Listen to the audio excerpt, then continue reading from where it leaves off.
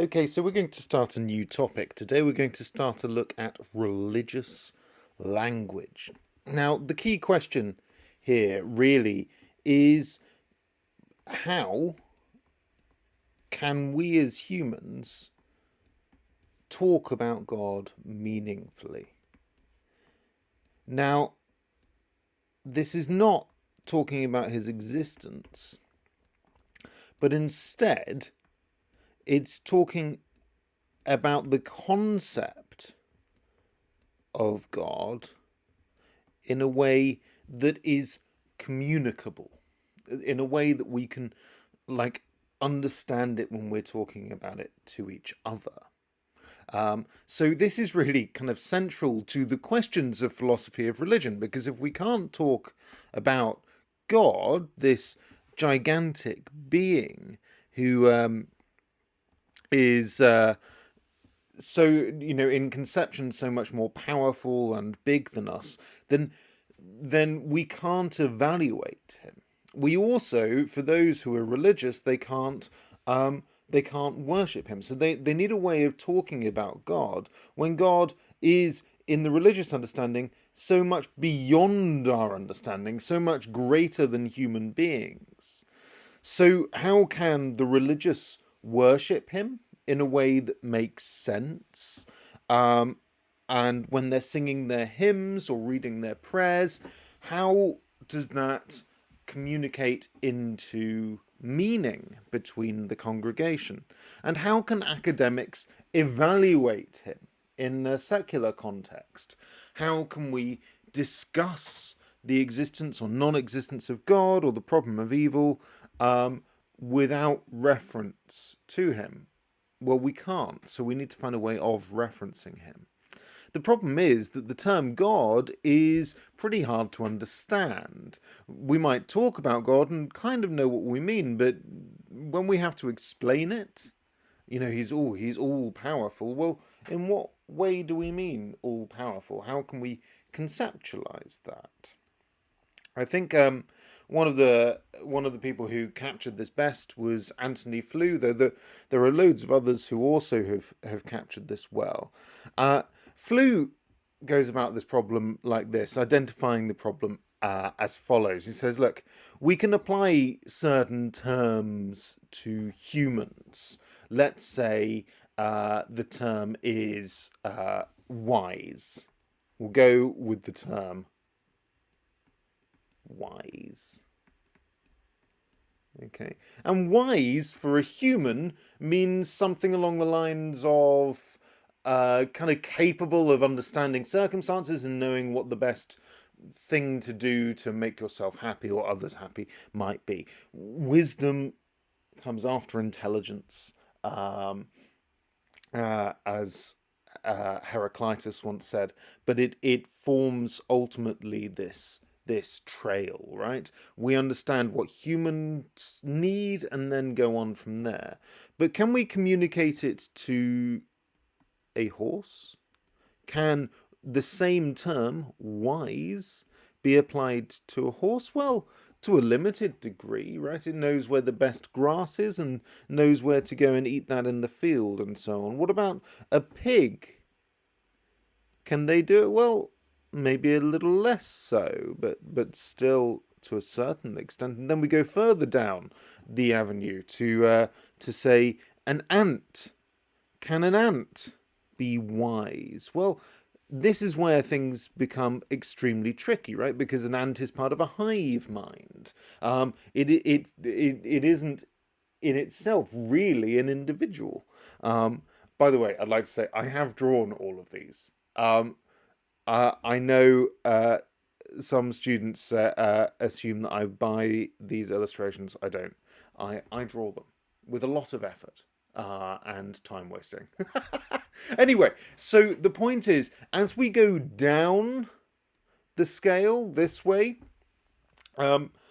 things become more and more difficult. We can't really apply the same word, wise, in the same context to all animals. Does that make sense? Applying the same word doesn't always work. What if we go, though, the other way towards God? Well, Wise here would mean something entirely different, because he's meant to be omniscient, he's meant to be all-knowing.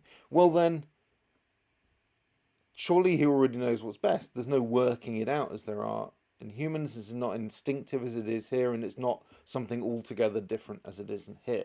So this one term, this one word, means something completely different in different kind of contexts, and there seems to be this great big kind of barrier here, a no crossing zone. You can't get across. No, no, no. So,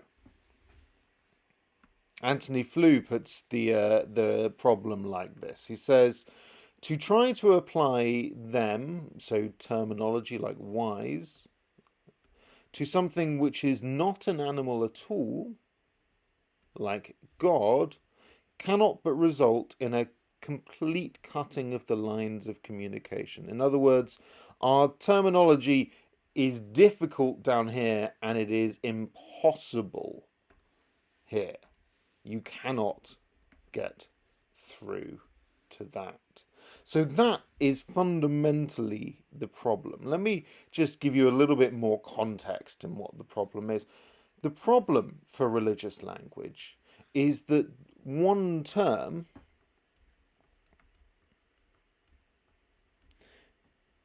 means something completely different when applied to God.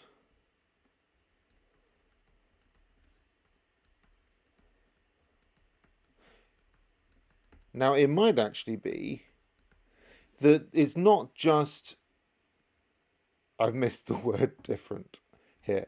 It might just be that it's not just different, it might actually be meaningless.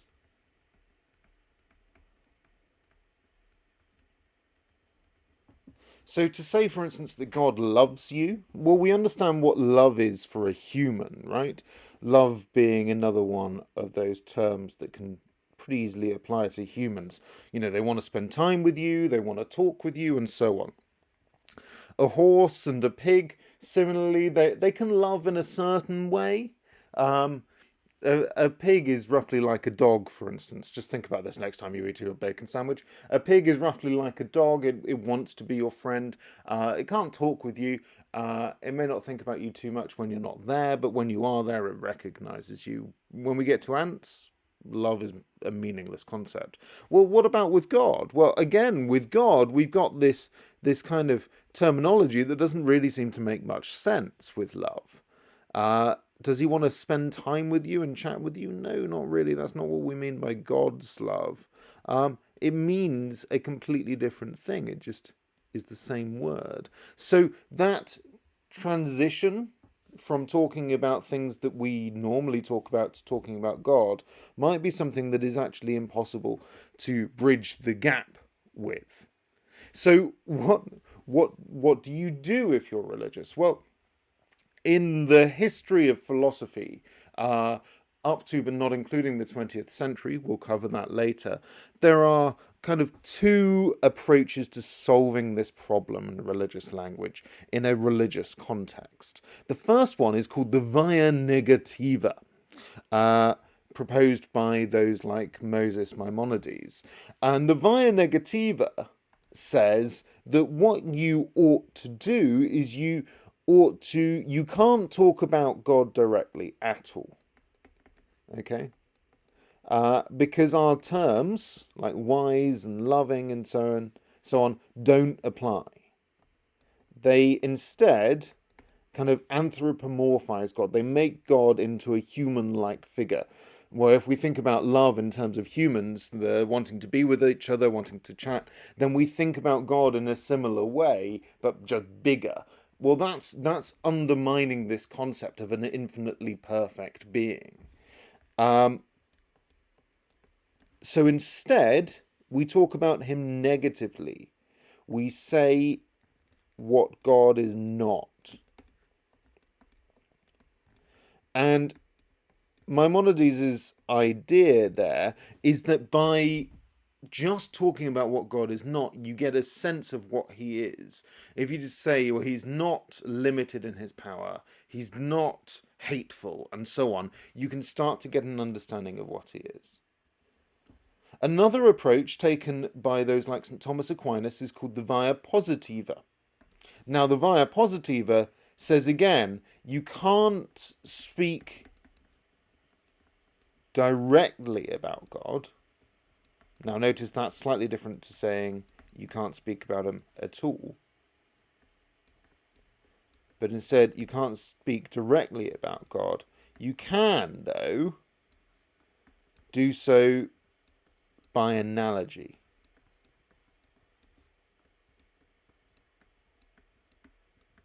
The idea being that we have a conception. Let's take one more example. Let's take powerful. Okay.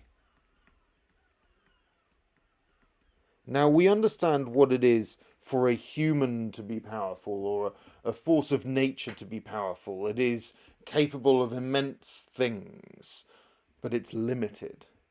Well, by extension, God is like that, capable of immense things, but he is unlimited. He is omniscient. He's like things on earth, but much, much greater. So, analogous reasoning says that we can use the world to talk about God by analogy, but it is an indirect way of doing it. So here are two attempted solutions that we're going to look at in a little bit more detail in the next few tutorial videos.